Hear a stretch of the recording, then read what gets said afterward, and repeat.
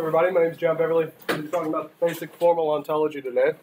To give you an idea of the structure of the talk. Here.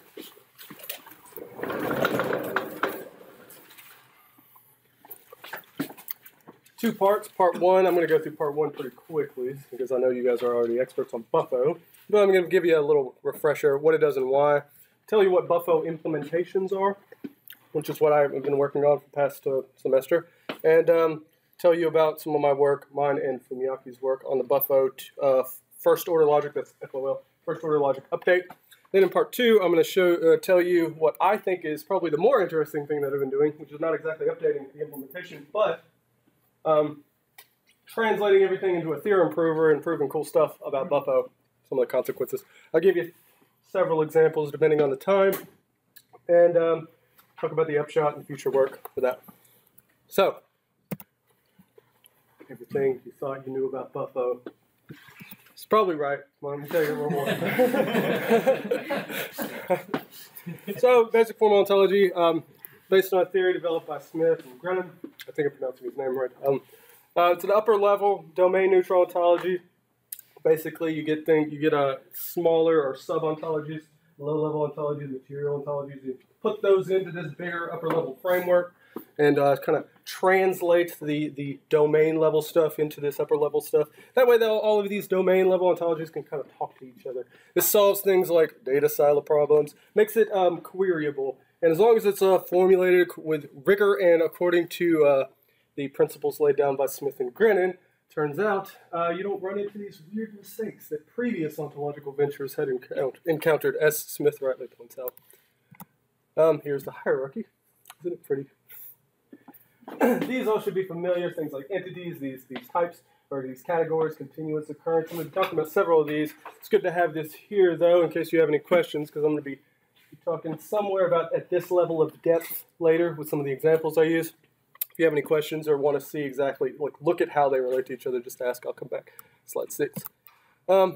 Buffo, used by many people. This is from Infamous. I have the website here. I could not capture all of the various projects that are using Buffo because the list was quite long. You can see it cuts up here. If you want more information, go to this website. See all of the various people that are using Buffo, right? All these ontologies talking to one another, whatnot. They're able to.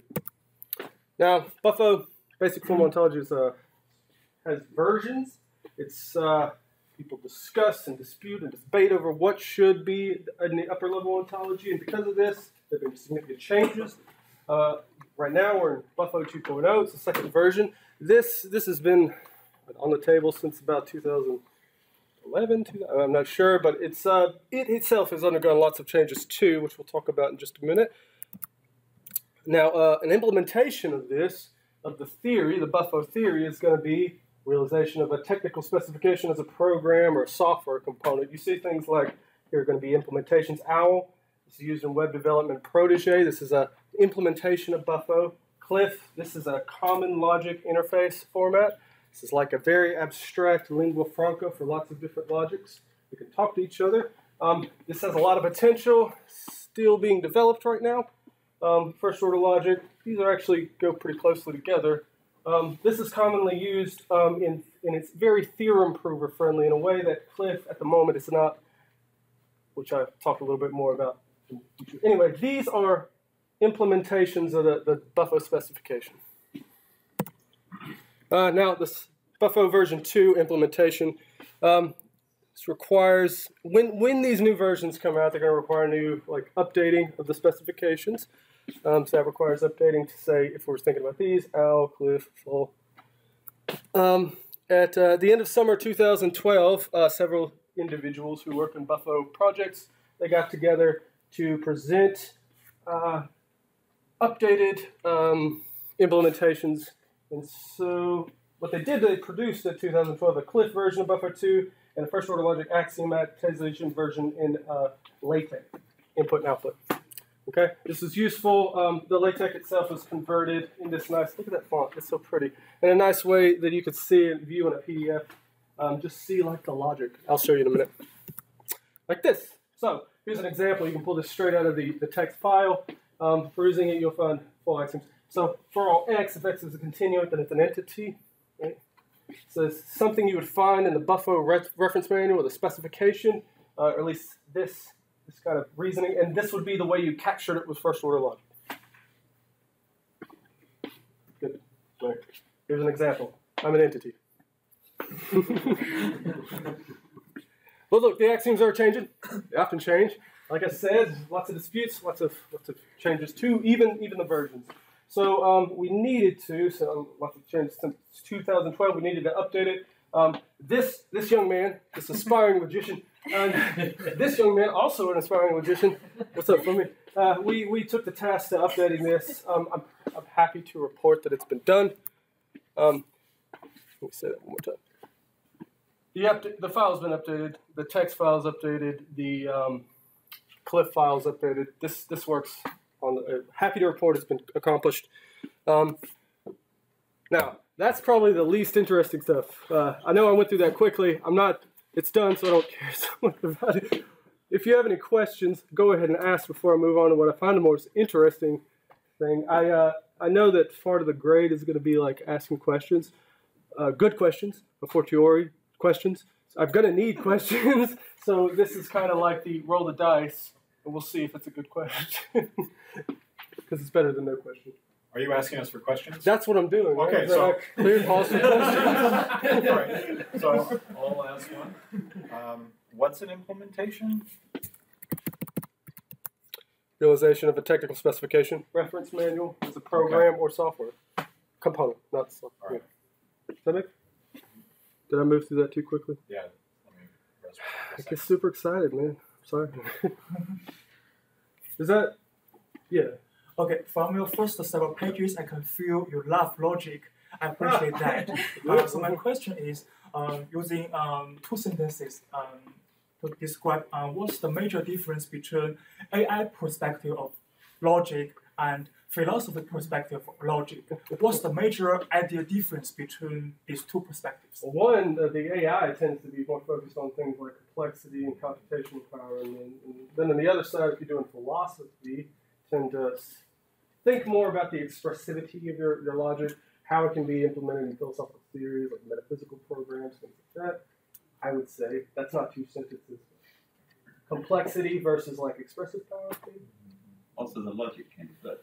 Oh, well, sure. Well, historically, the logic came first. I mean, the philosophical. Well, the philosophical logic came first. Does that answer your question? Yeah. Yeah. Did you use only first-order logic, and did you have to use second-order logic? First order. Sticking with the first order. Yeah. Or the formalization of the whole. That's something I'm trying to understand. It's So- part of my work too. So you discuss this. You say that you're still within the realm of first order logic, but you're quantifying over relations.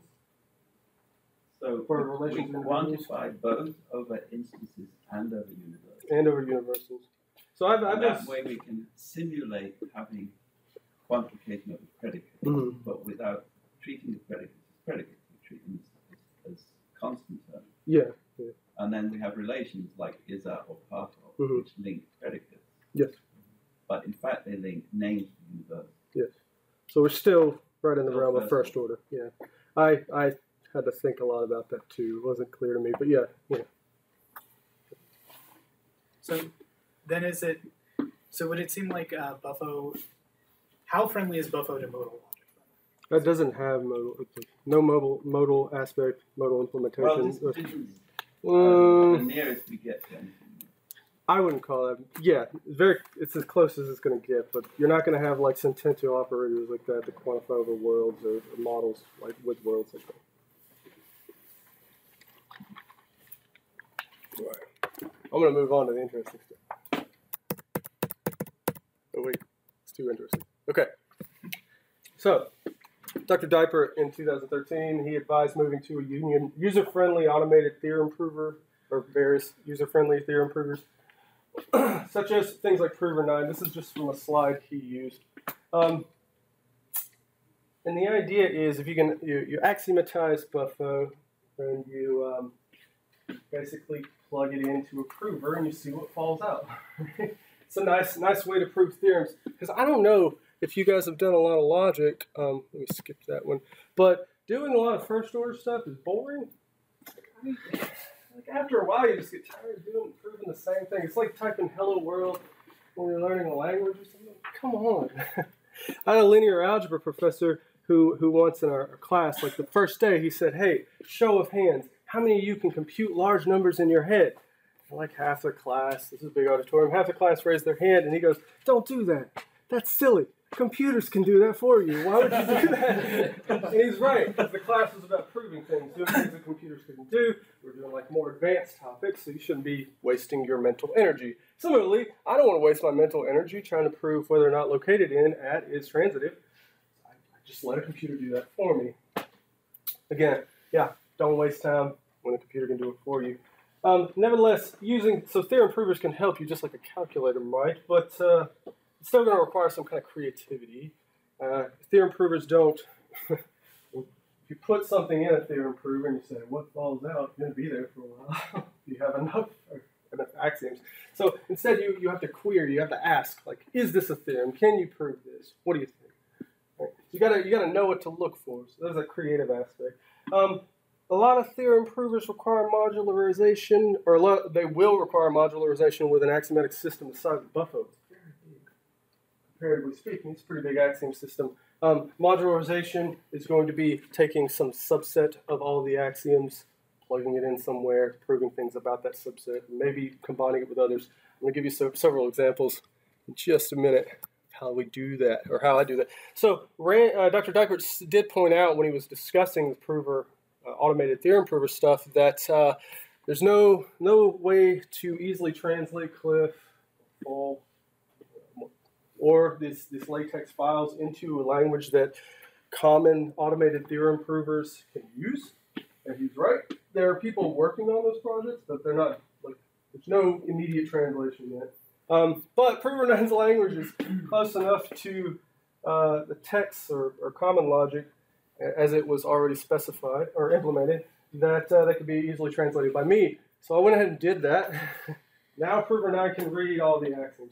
I'll show you how. Incidentally, this is me before I started. It's ready to go. And this is me after.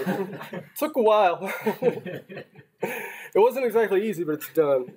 This is just a snapshot of my folder.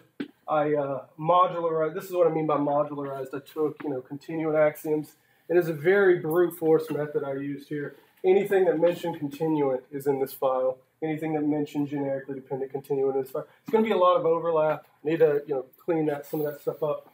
But right now, that's how they're modularized. All right. Now you can easily just input these into Prover 9. We're going to walk through Prover 9 in just a second. That's the automated theorem prover I used for this. Here's the nice, cool snapshot of the user interface. But I want to back up just slightly. I want to show you how it works before we start doing some of the real Buffalo examples. All right. What do you think? Yeah? You set the premises in the GUI, in the graphical user interface, and then you set a goal. This is what I was talking about a minute ago about being creative. You got to have some kind of creativity to figure out what the goal is. This took me a long time to figure out. I was like, is that the goal I should be looking for?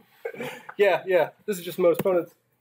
Here's the proof. The sententiologic modus ponens resolution proof. Prover 9 works by resolution.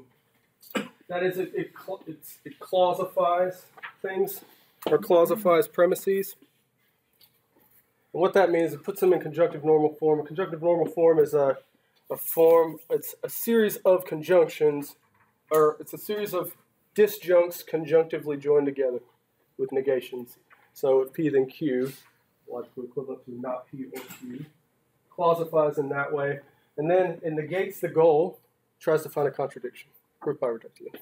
This is a very common way that automated theorem provers work. This is actually general. Like it's computationally fine. It can solve a lot of really big problems very quickly.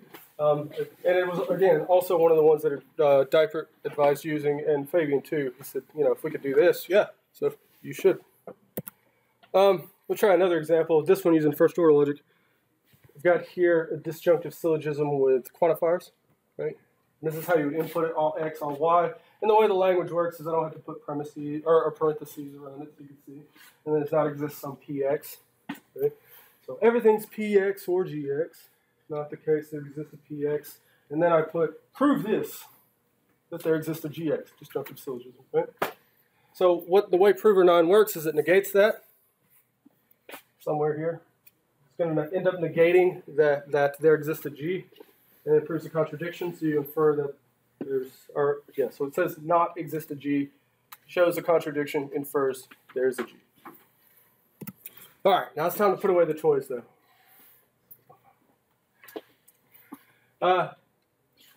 Lots of this is going to be like screenshots of my computer. I tried to get rid of, if you see anything that looks, John, what is that? I tried to get rid of all that stuff. Here's the GUI. Open the input files. You generate axioms, and the generation is just opening the input files. I've already done the work of like putting them into a file, and you see here, these should look pretty familiar. These are some of the things you would see in a Buffo specification in the prover 9 notation, or the prover 9 language. And I also have the citation number commented out so you can see where to look. Yeah. Remember this one? I'm an entity, right? And this is the continua file.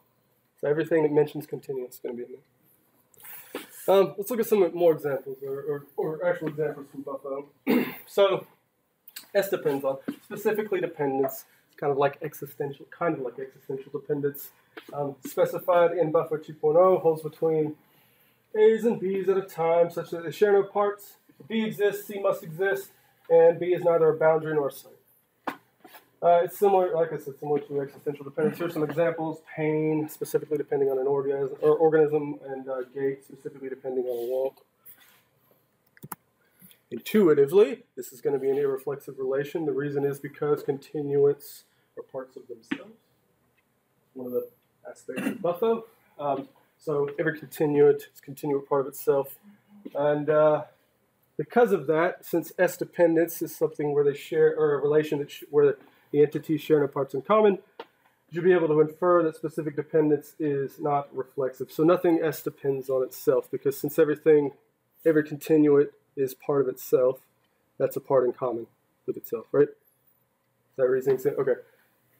Just trying to pump the the intuitions here that this should be a plausible thing to prove. And it is. It's provable.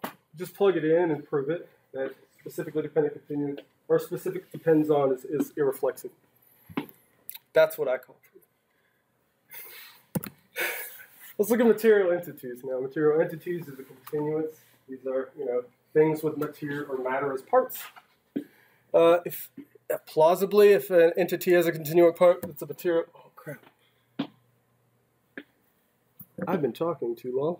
I didn't realize. I'm gonna kind of. You get the general strategy. I'm gonna kind of show you some of the things I prove rather than walking through all the details. So this is what I'm proving. If an entity has a continuant part that is a material entity, then that thing's a continuant. Here's the input file that you would see. Voila, theorem is proved. Proven on it. This is a trivia. You can prove very trivial axioms too. If a continuant part of a material entity at a time, or an object is, and an object is an independent continuant. This actually just falls out of independent continuants objects being material entities and being independent continuants. It is trivial, and the proof is pretty trivial too. A less trivial thing is process profile of relation, showing that if something is a process profile of something else, then there's another thing that is a continuant part of the y, and it's not identical to x. This straight out of the Buffo specifications should be something that's provable, and it is. It just takes a long time. I actually cut it off. It's a very long proof. It took a lot. But I thought it wasn't going to prove it for a minute. It just kept running, and I was like, no. What are the numbers down the left? The numbers are some of the premises that are being used. Oh, the numbers in the modularized so it's file. not hours of computer. No, gosh, no. My computer wouldn't run that long. I don't think it ever has. Okay, so I proved some just kind of interesting theorems. What else do I have? It's useful for proving the theorems, but it's likely more useful for reworking the way the axioms are formulated currently. Because they may lead to undesirable consequences. So rather than There's one way you might approach capture or constructing Buffo2, and that's like top down. You come with your axioms on the table, and you're like, I guess this is what would fall out of these. Let's put them on the table. Another way you might, or in supplement to that, go is say, here, let's let a theorem prover pull out all the consequences of these axioms, and if we get anything we don't want, figure out which axioms did what, and go back and rework it. I think that's the better way to go about it. I don't have that kind of foresight, sorry. So, Prover 9 lets us do that. I'm going to use process profile as an example because it's kind of underdeveloped, and you can prove that something, if it's a process profile, is both an occurrent and a continuant. Here's the proof. It's pretty long too, but it's an unfortunate consequence. You don't want process profile to be both a continuant and an occurrent. You like it? The proof will set you free? I told him beforehand. I was like, I got some pretty good puns here. Oh, blasphemy. Yeah, the lesson to learn, given the resolution method, we can identify problematic premises. And since they were all laid out, the premises, we can just look to see which ones cause the damage, make adjustments where needed. This allows us to work backwards and noting those consequences. Finding all future work, finding all my mistakes. I made a lot. I just tell you now, preface paradox. Yeah. Prove independence of axioms using this modularization method, which is something you could just, you could do manually, but nobody wants to. Parsimoniously redefine predicates in terms of the fewest primitives, and then ensure alignment with philosophical motivations. Those are things to do in the future that I think Prover 9 and these automated theorem provers in general would be helpful in pursuing. Starting from the Prover network here. Questions? All right, so we have 3 minutes for questions. Is the Prover 9 easy for the beginner? Yeah, absolutely. That's one of the benefits of it. So, there are other theorem provers, things that can, let's say, read CLIF directly. Like Hex is one, but it's got a steep learning curve. This Prover 9, you could just go home and I'll send you the axiom. You can start playing with it now. Like, use not a learning curve. Just plug it in and say, can you prove that? Boom. More importantly, easy for you? Mm-hmm. Oh, good. Mm.